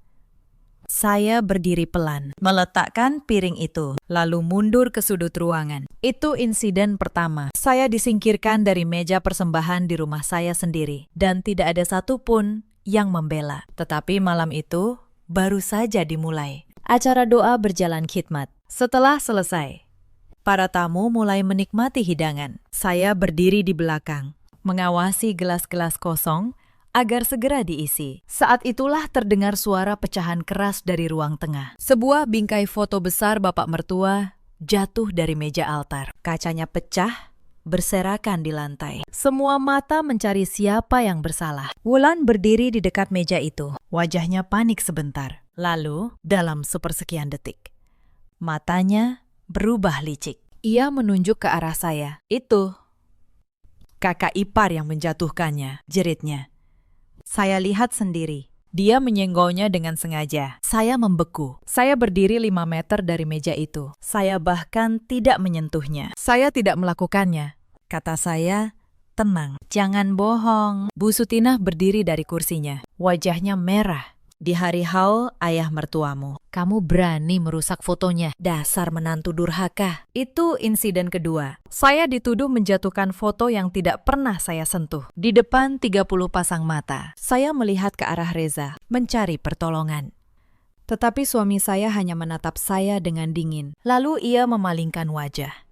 Di sudut ruangan, seorang lelaki tua duduk diam. Pak Hardi, sepupu jauh almarhum Bapak Mertua, lelaki yang jarang bicara, yang selalu datang di setiap acara keluarga, tetapi tidak pernah ikut bergosip. Malam itu, ia hanya mengamati. Matanya bergerak dari Wulan ke Bu Sutinah, lalu ke saya. Ia tidak berkata apa-apa, tetapi ada sesuatu di matanya yang membuat saya bertahan. Saya tidak tahu saat itu betapa pentingnya kehadiran lelaki tua itu. Bu Sutinah berjalan mendekat. Ia berhenti di depan saya. Wajahnya hanya beberapa sentimeter dari wajah saya. "Berlutut," katanya. "Minta maaf di depan seluruh keluarga atas apa yang sudah kamu lakukan." Ruangan hening. Garpu dan sendok berhenti berdenting. "Saya tidak bersalah, Bu," kata saya. "Saya tidak akan berlutut untuk sesuatu yang tidak saya lakukan." "Beraninya kamu," Bu Sutinah hampir berteriak. "Di rumah ini, di hadapan arwah suami saya, kamu masih berani melawan." Itu insiden ketiga. Saya diperintahkan berlutut dan mengemis maaf di depan seluruh keluarga besar untuk dosa yang tidak pernah saya perbuat. Saya tetap berdiri.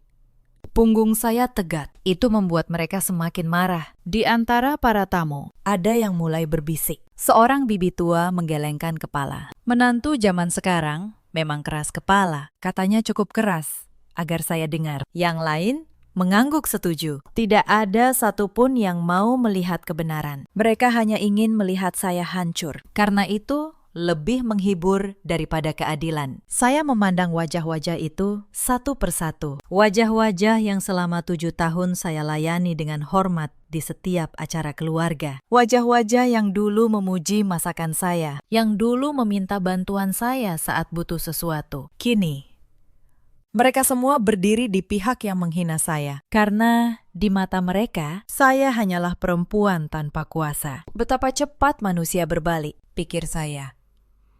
Ketika mereka mengira kamu sudah tidak berguna, Bu Sutina semakin geram. Melihat saya tidak juga berlutut. Ia memukul meja dengan tangannya. Anak ini benar-benar tidak tahu diri, teriaknya. Reza, apa kamu hanya akan diam melihat istrimu mempermalukan ibumu di hadapan seluruh keluarga? Tekanan itu bekerja persis seperti yang ia inginkan. Reza, yang sejak tadi hanya menunduk, perlahan mengangkat wajahnya. Matanya yang dulu lembut, kini penuh amarah yang dipinjam dari ibunya. Reza akhirnya bangkit. Ia berjalan ke arah saya dengan langkah lebar. Sebelum saya sempat bicara, tangannya terangkat. Plak. Tamparan itu membuat kepala saya terhempas ke samping. Pipi saya panas. Telinga saya berdenging. Beberapa tamu menahan napas. Seorang bibi memekik kecil. Sudah cukup, kata Reza.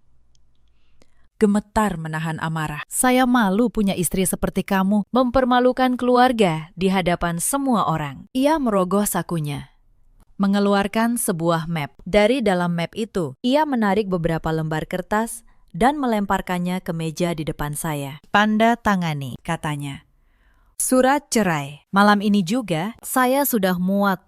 Itu insiden keempat. Saya ditampar di depan keluarga, lalu disodori surat cerai untuk ditandatangani saat itu juga. Saya menatap kertas-kertas itu. Tangan saya bahkan tidak bergetar, karena sebagai notaris, saya langsung tahu satu hal yang tidak diketahui Reza. Surat cerai itu dibuat sembarangan, tanpa kekuatan hukum. Dibuat oleh orang yang tidak paham apa-apa tentang akta. Tetapi saya tidak mengatakannya. Belum.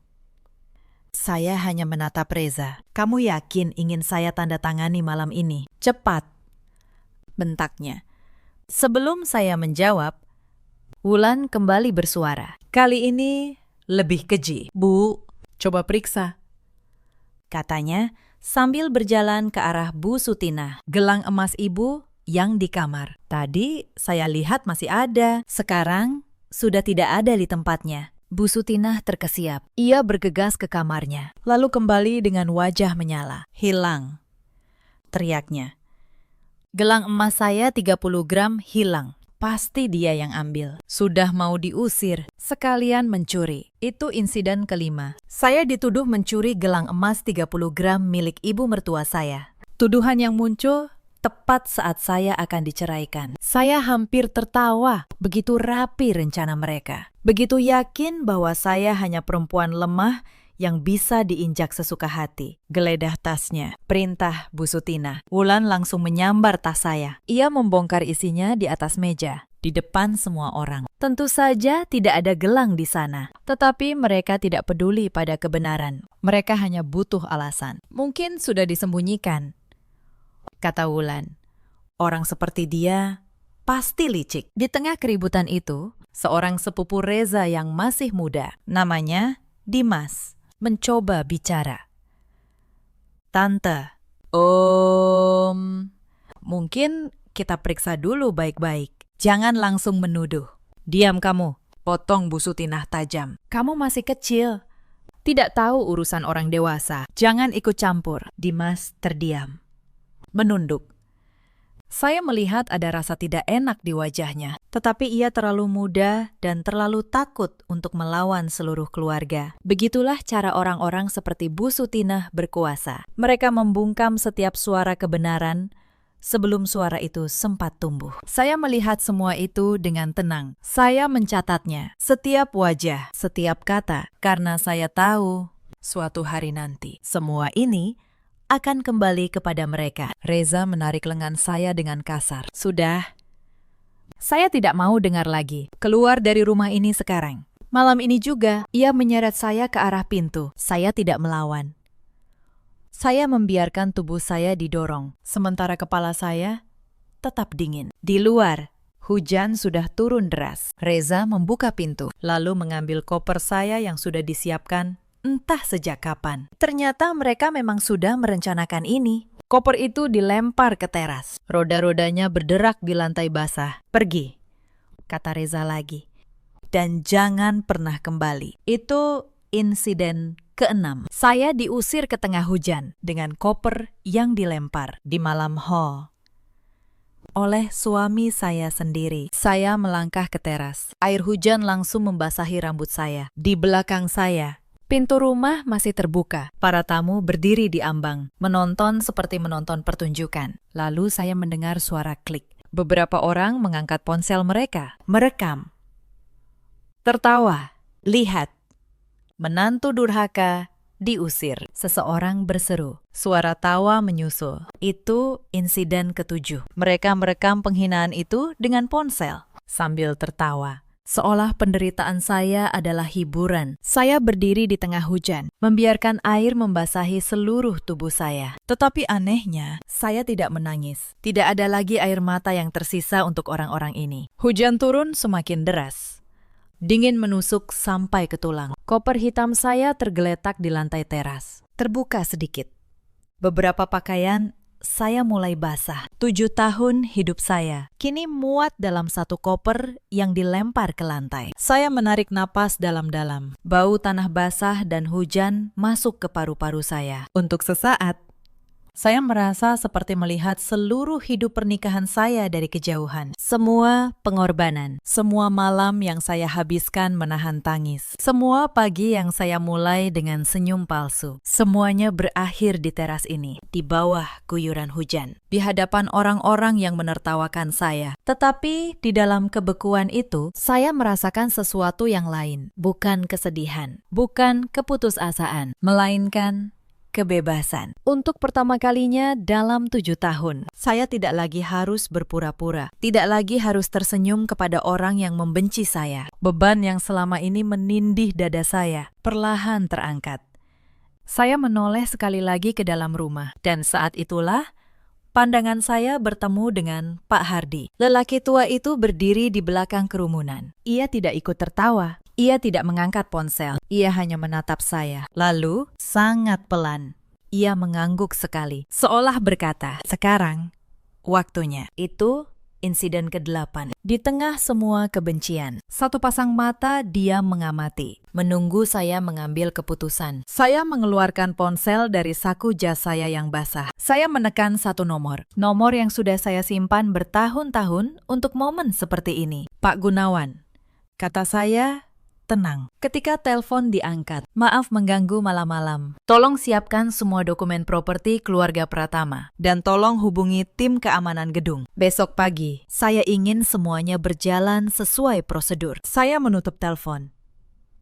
Lalu, memasukkannya kembali ke saku. Itu insiden ke-9. Satu panggilan telepon di tengah hujan, dan roda nasib mulai berputar ke arah yang berlawanan. Di dalam rumah, Reza menutup pintu dengan keras. Lampu teras dimatikan. Mereka pikir mereka sudah membuang saya seperti sampah. Saya menyeret koper, saya menembus hujan, menuju gerbang. Ketika saya melewati pos satpam kompleks, saya berhenti sebentar. "Pakistan," kata saya kepada satpam yang mengenal saya. "Tolong simpan rekaman CCTV malam ini, yang di depan rumah nomor 12. Jangan dihapus. Saya akan membutuhkannya." Satpam itu mengangguk bingung, tetapi ia tidak tahu malam itu kamera kecil di sudut jalan telah merekam segalanya. Setiap tamparan, setiap lemparan koper, setiap tawa. Itu insiden ke-10. Mata yang tidak pernah berkedip telah menyimpan semua bukti, dan mereka bahkan tidak menyadarinya. Saya melangkah keluar dari gerbang itu, bukan sebagai perempuan yang kalah, tetapi sebagai perempuan yang baru saja melepaskan beban paling berat dalam hidupnya, karena mulai besok mereka akan tahu siapa saya sebenarnya. Malam itu saya menginap di sebuah hotel di kawasan Kuningan. Bukan hotel mewah, hanya kamar sederhana dekat kantor saya. Saya tidak butuh kemewahan. Saya butuh ketenangan untuk berpikir. Saya duduk di tepi tempat tidur dengan rambut yang masih basah. Saya membuka laptop, lalu saya mulai bekerja. Saya membuka folder terenkripsi di laptop saya. Folder yang sudah saya simpan bertahun-tahun, tetapi tidak pernah saya buka. Di dalamnya tersimpan salinan digital dari setiap dokumen yang dititipkan bapak mertua kepada saya. Akta tanah, sertifikat rumah, perjanjian yayasan, dan surat wasiat tambahan yang ditulis tangan oleh almarhum. Saya membaca surat wasiat itu sekali lagi, perlahan. Tulisan tangan bapak mertua sudah gemetar saat ia menulisnya, beberapa minggu sebelum ia meninggal. Tetapi setiap kata di dalamnya jelas dan tegas. Ia tahu persis apa yang ia lakukan. Ia sedang membangun benteng untuk melindungi saya, jauh sebelum saya tahu bahwa saya akan membutuhkannya. Air mata akhirnya jatuh. Bukan untuk Reza. Bukan untuk pernikahan saya yang hancur. Tetapi untuk bapak mertua, satu-satunya orang di keluarga itu yang benar-benar melihat siapa saya. Lelaki tua yang sudah tiada. Tetapi tangannya masih melindungi saya dari kuburnya. Terima kasih, Pakistan, bisik saya di kamar hotel yang sunyi itu. Saya akan menjaga amanah bapak. Dan saya akan memastikan keadilan ditegakkan. Banyak orang mengira pembalasan itu soal teriakan, soal melempar barang, soal membalas tamparan dengan tamparan. Mereka salah. Pembalasan yang sebenarnya berlangsung dalam diam, di atas kertas, dengan tanda tangan dan stempel. Mari saya jelaskan sesuatu yang tidak diketahui Reza, ibunya, maupun Wulan selama 7 tahun ini. Rumah di Cinere itu, rumah 2 lantai dengan pagar tinggi, tempat mereka tinggal dengan begitu angkuh. Bukan milik Bu Sutina. Bukan pula milik almarhum bapak mertua. Rumah itu, beserta 3 properti lain, milik keluarga Pratama. Dibeli bertahun-tahun lalu menggunakan dana pinjaman. Pinjaman dari sebuah yayasan keluarga yang dikelola oleh seorang notaris terpercaya. Dan notaris itu adalah saya, bapak mertua saya, sebelum meninggal. Adalah lelaki yang jauh lebih bijaksana daripada anak dan istrinya. Ia tahu bahwa Bu Sutinah boros. Ia tahu Reza ceroboh dengan uang. Maka, di tahun-tahun terakhir hidupnya, ia datang ke kantor saya, diam-diam, tanpa sepengetahuan keluarganya. Anindya, katanya waktu itu, saya percaya kamu. Bukan karena kamu menantu saya, tetapi karena kamu satu-satunya orang di keluarga ini yang tidak silau oleh uang. Saya ingin kamu yang menjaga semua ini, agar tidak habis di tangan mereka. Ia menyerahkan seluruh akta properti keluarga untuk dititipkan dalam pengelolaan yayasan yang sah secara hukum. Surat-surat asli, akta tanah, sertifikat, semua atas dasar perjanjian yang ditandatangani dengan benar, disaksikan, dan dicatat sesuai prosedur. Sejak itu, secara hukum, keluarga Pratama hanya menempati rumah-rumah itu. Mereka bukan pemiliknya. Pemilik sah pengelolaannya adalah yayasan, dan pemegang seluruh dokumen aslinya adalah saya. Mereka tidak pernah tahu. Bapak mertua sengaja merahasiakannya. Ia bahkan menulis sebuah surat wasiat tambahan yang hanya boleh dibuka jika keluarga memperlakukan saya dengan tidak adil. Selama 7 tahun, saya menyimpan rahasia itu. Saya membiarkan mereka merasa berkuasa. Saya membiarkan mereka menghina saya. Karena saya masih berharap, mungkin, suatu hari, mereka akan berubah. Tetapi malam haul itu mengajarkan saya satu hal. Orang yang hatinya sudah membatu tidak akan pernah berubah hanya karena kesabaran. Mereka hanya berubah ketika kenyataan menampakkan mereka kembali. Dan kenyataan itu akan datang dalam bentuk dokumen. Pagi harinya, saya kembali ke kantor saya di Kuningan. Saya mengenakan jas kerja saya. Saya tidak terlihat seperti perempuan yang semalam diusir ke tengah hujan. Saya terlihat seperti apa adanya saya. Seorang notaris yang memegang nasib sebuah keluarga di ujung penanya. Pak Gunawan, asisten saya, sudah menyiapkan semua berkas. Ia menatap saya dengan khawatir. Bu, wajah ibu, katanya, melihat memar tipis di pipi saya. Tidak apa-apa, Pakistan, kata saya.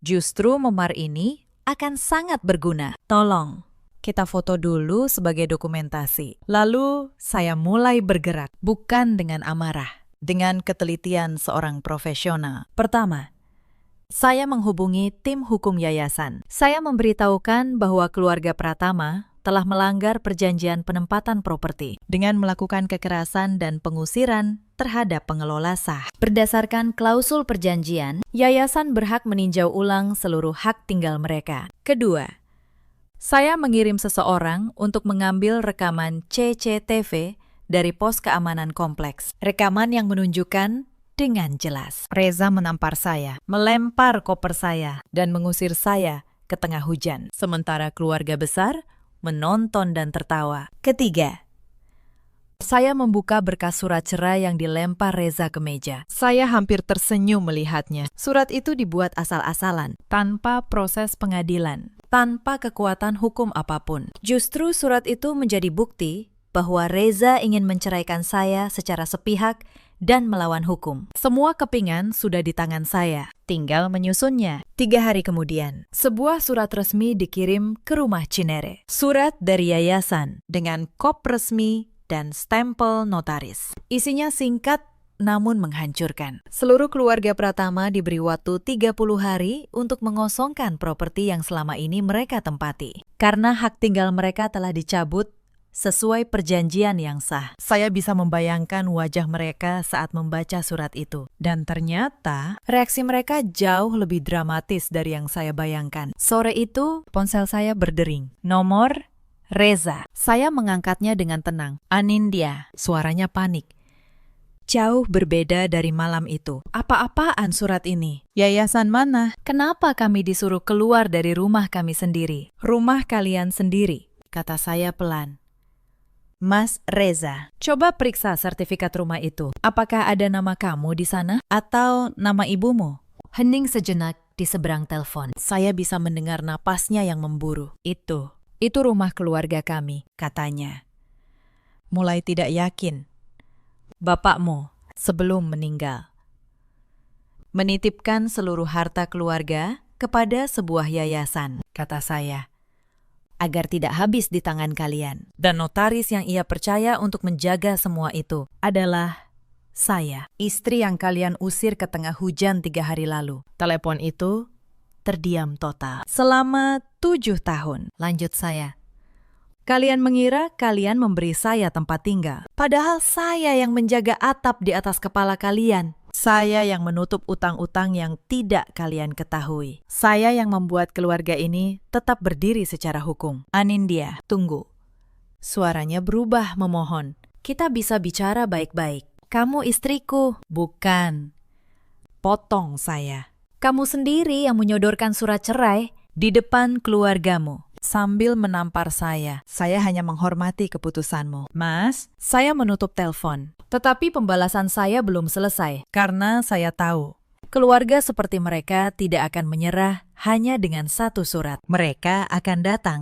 Dan ketika mereka datang, saya ingin seluruh kebenaran terungkap di depan orang-orang yang sama yang telah menonton penghinaan saya. Kesempatan itu datang seminggu kemudian. Keluarga besar Pratama mengadakan pertemuan darurat di rumah Cinere. Semua berkumpul, sama seperti malam haul itu. Para paman, para bibi, sepupu-sepupu. Mereka ingin mencari cara melawan surat yayasan. Mereka mengundang seorang pengacara. Dan mereka juga mengundang saya, bukan untuk minta maaf, tetapi untuk memaksa saya mencabut surat itu. Saya datang tepat waktu, mengenakan jas kerja saya, membawa map coklat yang sama yang selalu mereka remehkan. Ketika saya masuk, ruangan langsung hening. Bu Sutinah duduk di kursi besarnya. Wajahnya keras, tetapi matanya cemas. Wulan berdiri di sampingnya. Reza duduk dengan kepala tertunduk. Dan di sudut ruangan, seperti biasa, Pak Hardi duduk diam mengamati. Akhirnya kamu datang juga, kata Bu Sutinah. Mencoba mengembalikan kuasanya. Sekarang, jelaskan omong kosong tentang yayasan ini dan cabut surat itu. Ini rumah keluarga kami. Saya berdiri di tengah ruangan. Saya tidak gentar. Saya membuka map coklat saya. Baik, kata saya.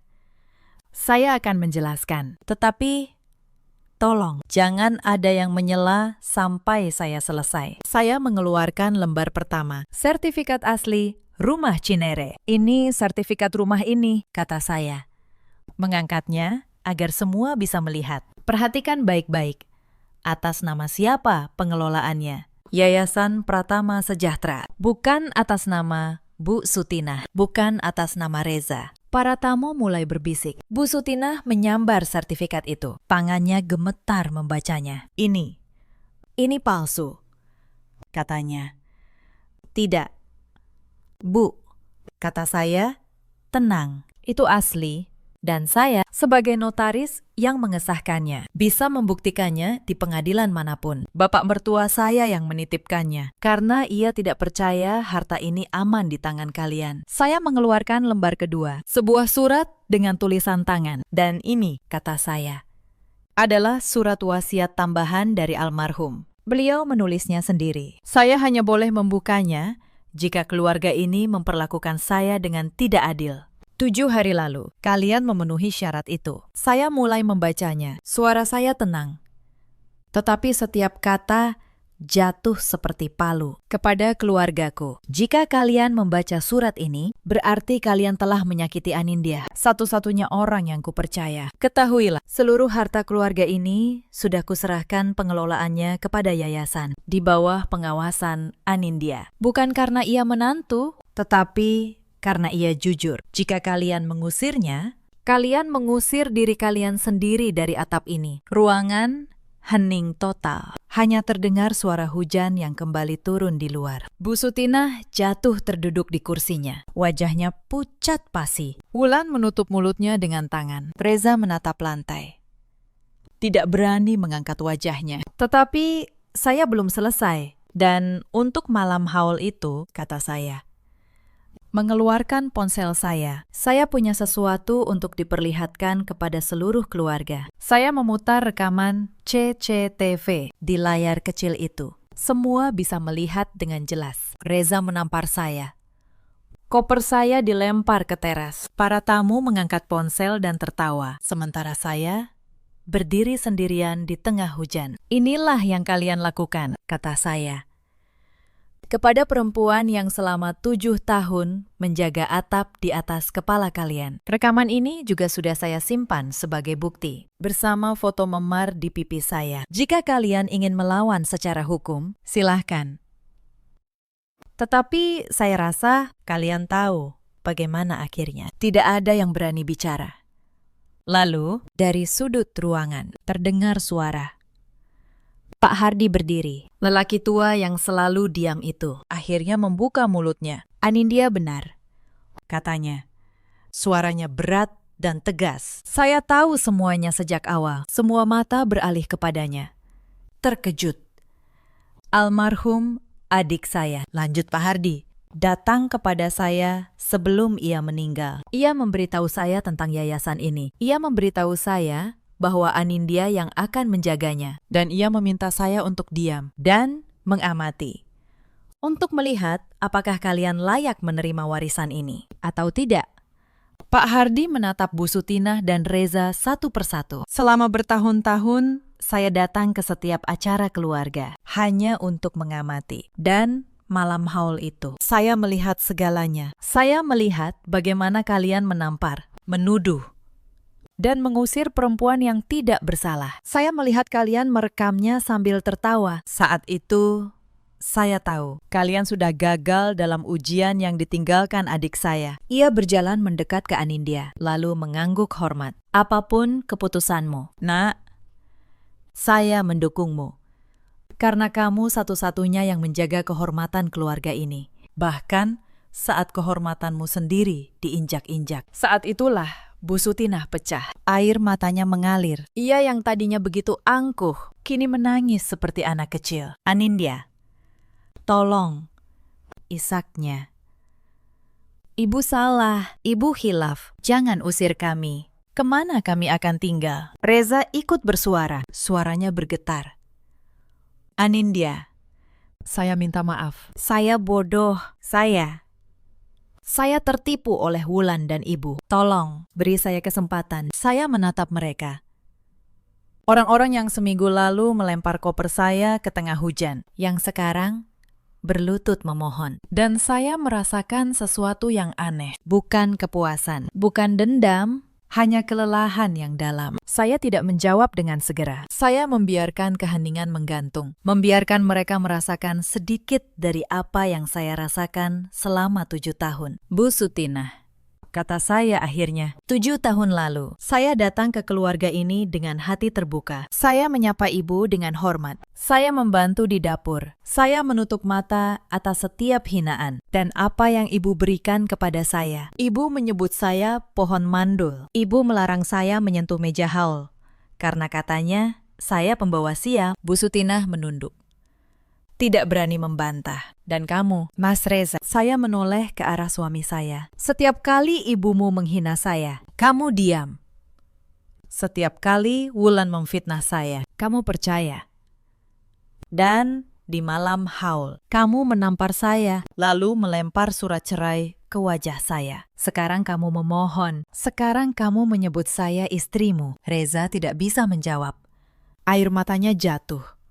Tetapi air mata itu sudah terlambat. Mulut bisa berkata maaf, kata saya pelan.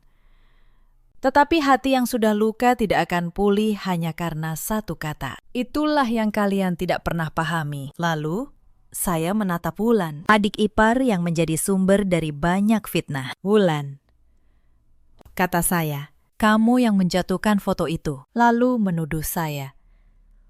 Kamu yang menyembunyikan gelang ibumu, lalu menuduh saya mencuri. Saya tahu semuanya. Cece Tefedu, ruang tengah merekam, tanganmu menyenggol bingkai foto itu. Dan satpam kompleks melihatmu membuang sesuatu ke tempat sampah malam itu. Kami sudah menemukan gelang itu. Wulan terkesiap. Wajahnya pucat. Ia mundur beberapa langkah, lalu jatuh terduduk. Itu tidak benar. Katanya gemetar. Saya tidak pernah. Mbak Asih yang menemukan gelang itu di tempat sampah belakang. Keesokan paginya, potong saya. Tenang. Ia menyerahkannya kepada saya, lengkap dengan kesaksiannya. Dan satpam kompleks bersedia menjadi saksi.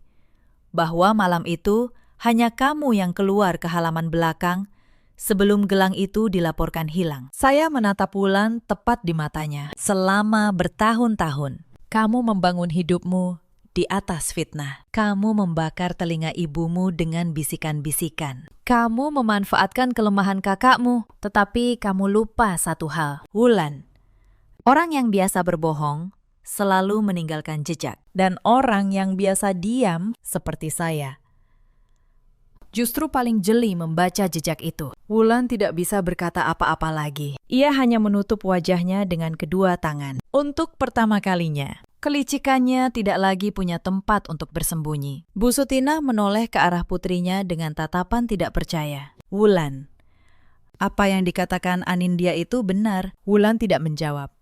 Diamnya sudah cukup menjadi jawaban. Dan untuk pertama kalinya malam itu, saya melihat retakan di antara orang-orang yang selama ini bersekongkol melawan saya. Tetapi saya belum selesai. Saya menutup map coklat saya. Yayasan akan memberi kalian waktu 30 hari, sesuai surat.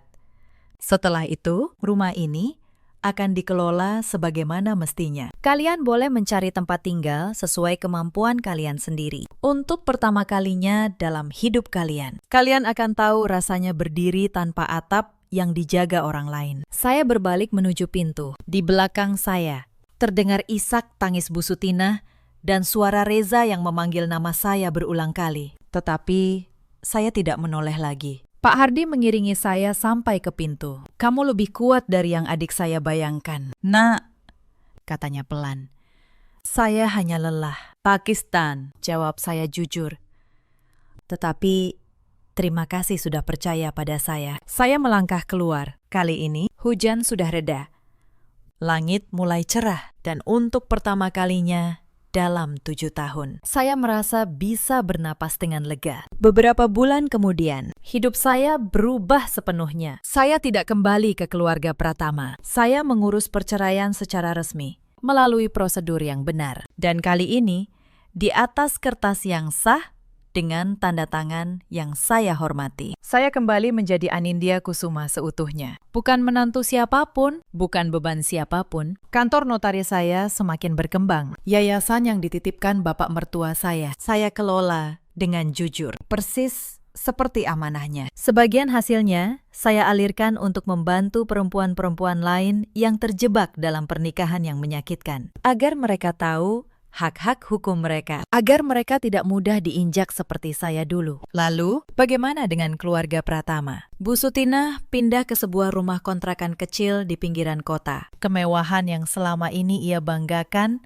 lenyap. Tidak ada lagi tamu yang datang. Tidak ada lagi keluarga besar yang berkumpul. Mereka semua menjauh, satu persatu. Ketika tahu Bu Sutinah tidak lagi punya rumah besar untuk dipamerkan, Wulan, yang tidak pernah belajar bekerja, akhirnya harus mencari pekerjaan untuk pertama kalinya dalam hidupnya. Tas-tas mewahnya ia jual satu persatu. Kelicikannya tidak lagi berguna ketika tidak ada lagi yang bisa ia tipu. Dan Reza, mantan suami saya, ia kehilangan lebih dari sekedar rumah. Di kantornya, kabar tentang perceraian dan cara ia memperlakukan istrinya menyebar. Rekan-rekannya memandangnya berbeda. Beberapa bulan kemudian, ia dipindahkan ke posisi yang lebih rendah. Lelaki yang dulu begitu angkuh, kini menjadi bayangan dari dirinya sendiri. Suatu sore, ia menunggu saya di depan kantor. Wajahnya kuyu, pakaiannya tidak lagi serapi dulu. Ia berdiri di trotoar,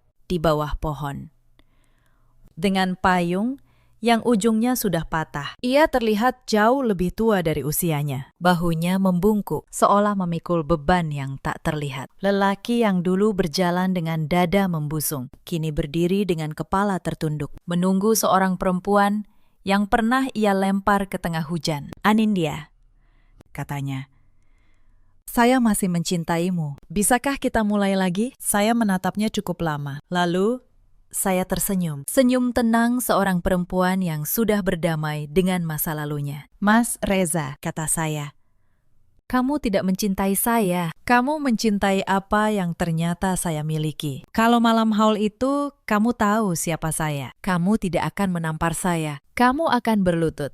Dan itu justru membuktikan bahwa cinta kamu tidak pernah ada." Saya melewatinya, masuk ke mobil saya, dan pergi tanpa menoleh. Cerita ini mengajarkan kita sesuatu yang sederhana, namun sering dilupakan. Jangan pernah menilai seseorang dari penampilan luarnya. Jangan pernah mengukur harga diri orang lain dari berapa banyak yang ia pamerkan. Dan yang paling penting, jangan pernah menyia-nyiakan ketulusan orang yang mencintaimu di saat kamu mengira ia tidak punya apa-apa. Di luar sana, ada banyak perempuan seperti saya dulu. Perempuan yang setiap hari menahan hinaan, menelan air mata, dan tetap tersenyum demi menjaga sebuah rumah tangga. Mereka dianggap lemah, padahal mereka adalah tiang yang menahan seluruh bangunan agar tidak roboh. Ada juga banyak suami seperti Reza, lelaki yang silau oleh gengsi keluarga, yang lebih memilih mendengar bisikan